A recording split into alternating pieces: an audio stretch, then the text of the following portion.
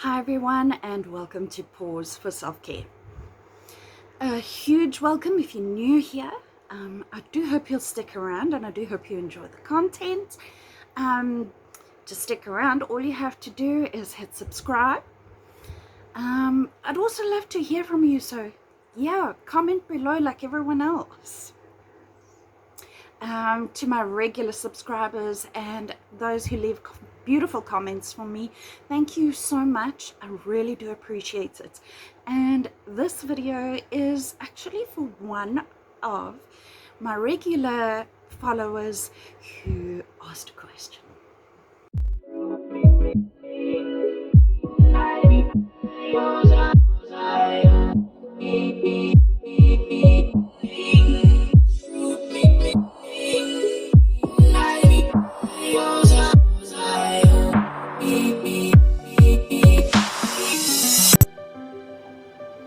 Onto the subject. Every one of us in our lives are going to come across toxic people, whether it's family, friends, acquaintances, bosses. We have to learn how to deal with it. Some of us grew up just being people pleasers, and what I learned is that if you're a people pleaser, it's usually because of something that happened in your childhood. And for me specifically, I became the people pleaser because I was taught to be the people pleaser and always put myself last. And yes, that comes from the narcissistic parent behavior, as well as, just basically living in an abusive environment. So I'm really trying to stop saying so. I think I need to charge myself something every time I say so. Anyways, back to the subject. Relationships can actually put strain on healthy relationships. And this is why it's so important to start to take steps to improve those relationships or cut them out of your life completely. Now, I do have a few notes on my screen, so please excuse me every time I glance over. I really want to give you as accurate information as possible. So, for starters, people who are toxic can eat up a lot of your time and energy. You feel drained after dealing with them. And then you can't afford to have that quality time with your partner or your family or your friends that you really want to spend time with, because you just want to hibernate.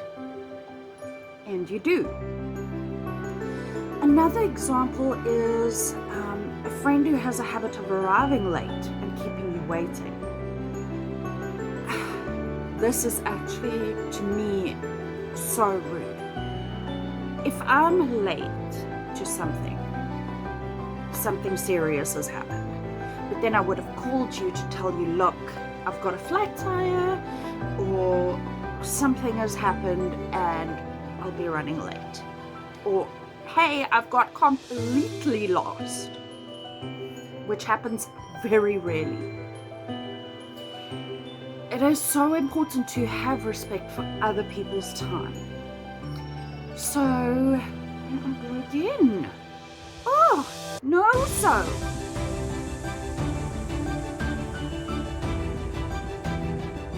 So if they are going to meet you, the rest of your day has to be adjusted according to their timetable.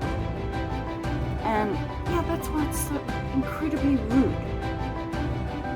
Also, if you're in a group environment and somebody isn't pulling their weight, it's just incredibly rude to other group members. If you make a commitment to somebody, you have to make the decision to keep up with that commitment. You can't get lax and decide, I'll do it when I want to. Put on the bougie little attitude.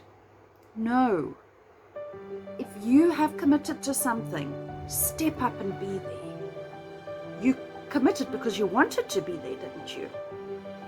Having a toxic person in your life can cause anger and resentment, and those take time to get over.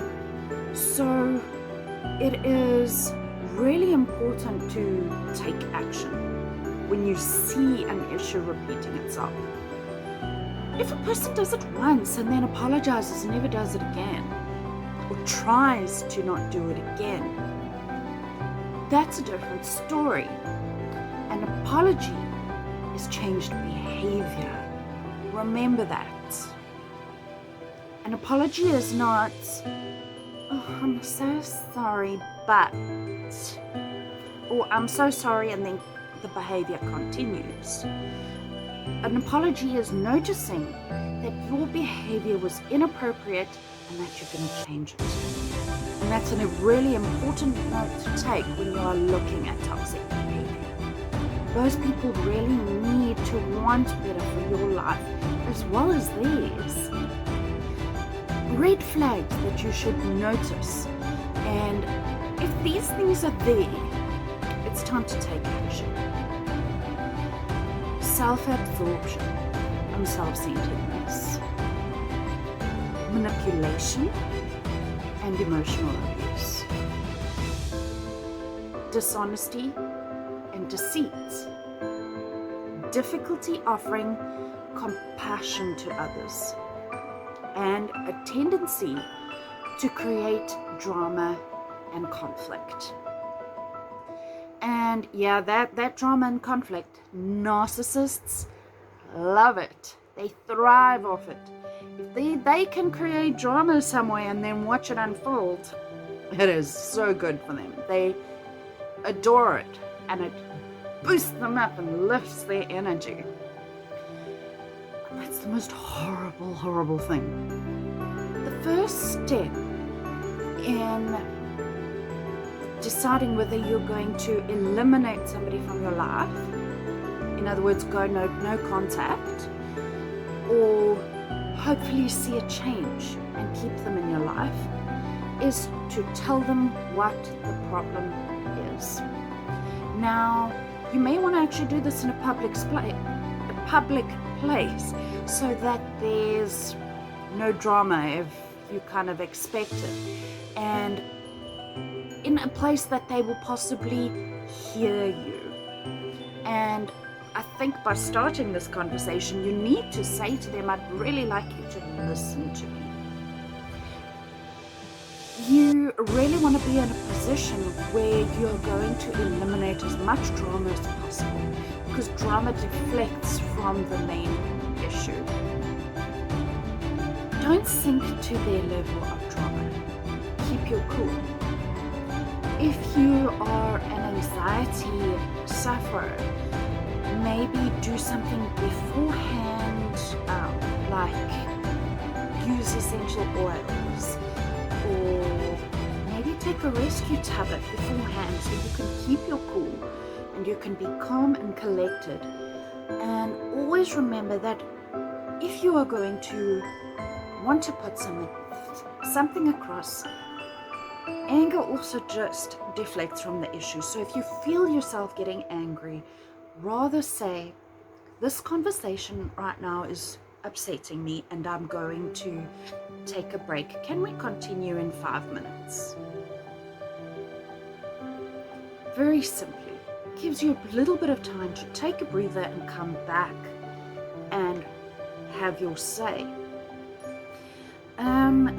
You really want to be comfortable, and yeah, they probably will fight back. So you have to maybe beforehand prepare. If you have anxiety, just to say, "Look, if the conversation goes this way, I can do this. If it goes that way, I can do that." Just be mentally prepared so you could deal with any obstacles that possibly come in the way. And yeah, it might surprise you and might go perfectly well, and they might just decide to change for the better, and your relationship can change for the better. What's good about this point is not keeping things bottled up. And if you are already in a position of going no contact or have already gone no contact, speak to a counselor so that those feelings can not stay inside you. Get some advice. It is so valuable to you and your mental health just to release and not have that tensed up emotion inside of you. The next tip is to set a hard boundary. Now, this may take time because, for instance, let's just say somebody is talking about your weight, because I mentioned it in my previous video. You can say, I don't appreciate talking about my weight with you. If we could please talk about another subject. And if they continue, put your boundary down again and say, I'd really not like to talk about this subject with you. Could we please talk about another subject? And if they still don't want to listen, you put your foot down and say, I'm going to excuse myself right now because I'm not willing to discuss this subject. You have to make that boundary with people about certain discussions, behaviors, anything. Be clear with your intentions and maintain the boundary you've established. So don't get weak and allow them to do it anyway after you've just set that boundary. Stick with your boundaries long term, or toxic people will just continue to do it. So yeah, when you do a boundary, it might not just be in one conversation. When it comes to toxic people, you've got to stand your ground if it comes up a few times. Because, it does take time for people to change. So if that person has decided to change, they will realize that it's something that you really don't want in your life. And what's nice about boundaries is that by respecting somebody else's boundaries, you can kind to yourself too. Don't get pulled into a crisis. This was an issue with me, and one of the reasons I decided to go no contact with my mother. She would always pull me into a crisis. She knew exactly how to push my buttons to get me to behave in a certain way. And then I'd behave in that way because she'd pushed and pushed and pushed and pushed day after day. And then she'd turn around and say, she's so terrible, look what she did. And I had to learn not to be pushed by it. So I distanced myself more and more. And of course she wouldn't listen to my boundaries because she had to be in control. She had to tell me what to do. I had to behave in a certain way according to her. And I even had to look like her according to her. I thought you were my child.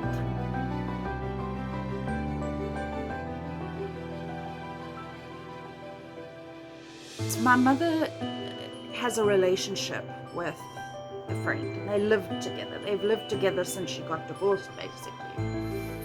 And I went there when my kids were little. And this woman would literally fake having strokes. And they would call the paramedics. And the paramedics would come out, give her, they have these sachets of really sugary, I can't really think of what it is. They'd give her that and then she'd be fine. And they told everybody how the paramedics were getting annoyed with her, but she was having a stroke. So I was staying there the one time, and I got woken up in the middle of the night, and she was apparently having one of her strokes. So she's laying on the bed and the arm is going. I'm like, my brother says, don't call the paramedics. It's drama. It's fake. They're going to get annoyed.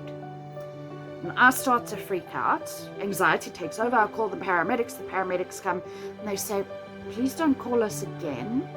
If there's another call from this house, we're basically going to lay charges. I was like, okay. So, like,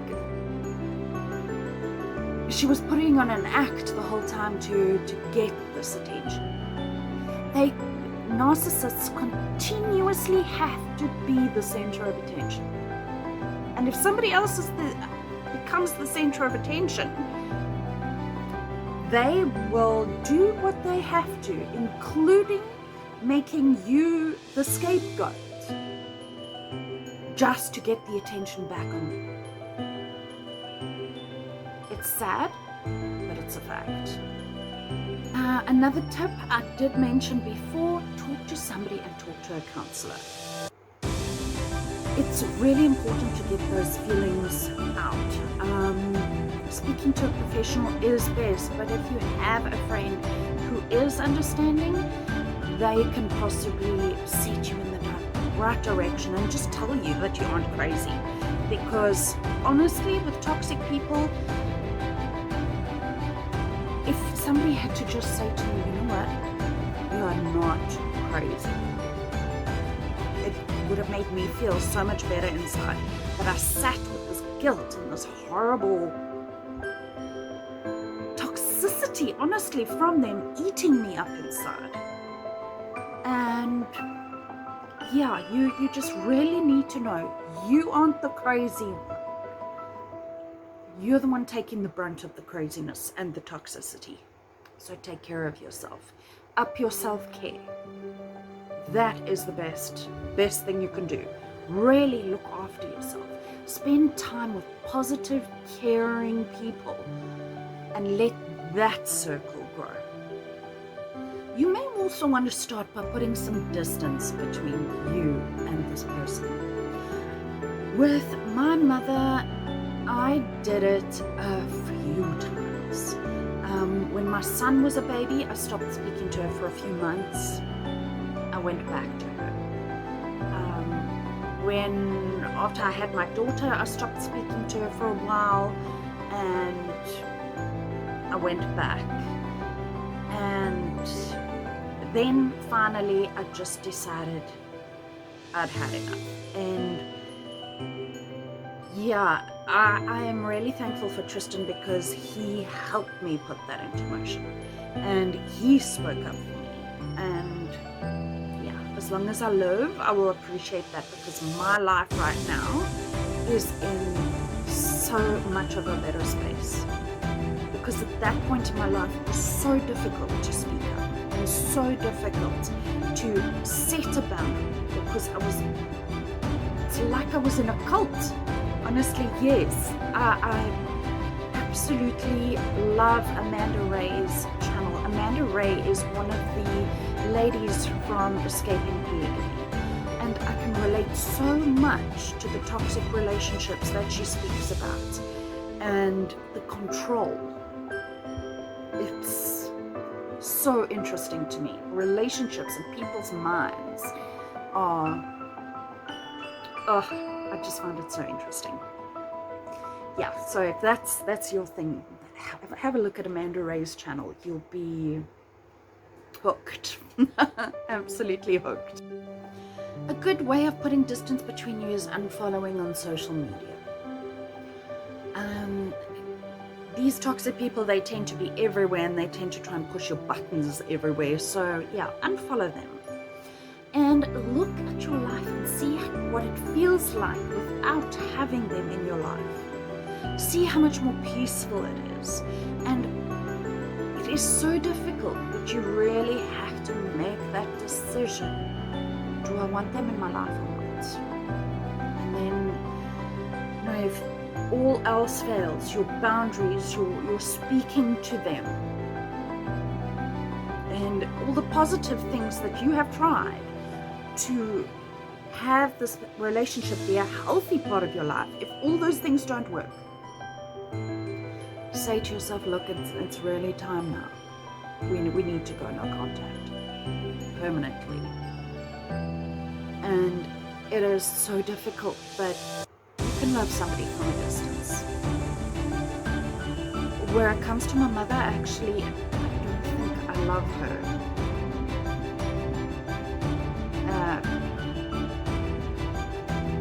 There is no love there anymore because of everything I've had to work through and what she put me through. I have forgiven my stepfather. I've moved on from that. And that's my next tip. Get to a point that you can forgive. Now, forgiveness is for you personally.